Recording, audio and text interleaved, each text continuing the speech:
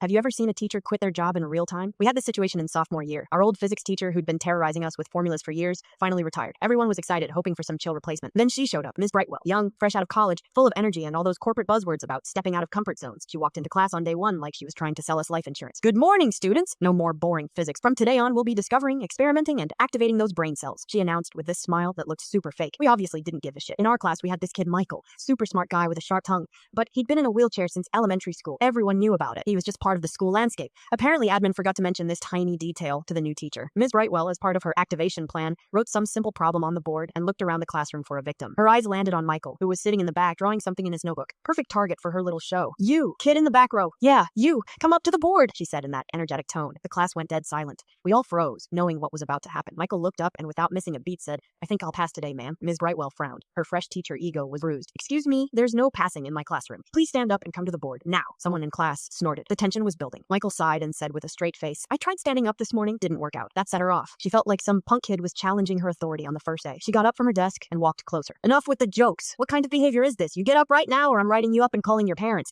Do you have some problem with your legs that you can't walk these few steps?" She snapped, looking down at him. That was it, the question that hung in the air like an axe. Michael looked at her, then at his legs, then back at her. He smiled slightly and said in a calm but pointed tone, "Well, you could say I have a minor problem with my legs. They don't work." Then he grabbed his wheels and rolled forward half a meter, coming out from behind the desk and showing off his wheelchair in all its glory. The class went so quiet you could hear someone's stomach rumbling. Then some kid in the back couldn't hold it anymore and burst out laughing. A second later, the whole class was dying. Ms. Brightwell stood frozen. Her face turned a color that doesn't exist in any palette, something between wall white, rage purple, and nausea green. She opened her mouth, closed it, opened it again. No sound came out. She turned so red you could probably see it from space. Lucky for her, the bell rang at exactly that moment. I've never seen anyone pack their stuff so fast. She bolted from the classroom without a word. We never saw her at school again. Apparently, she took medical leave, then transferred to another city. For the rest of the year, we had a substitute, some old guy who was tired of life and just made us read the textbook every class.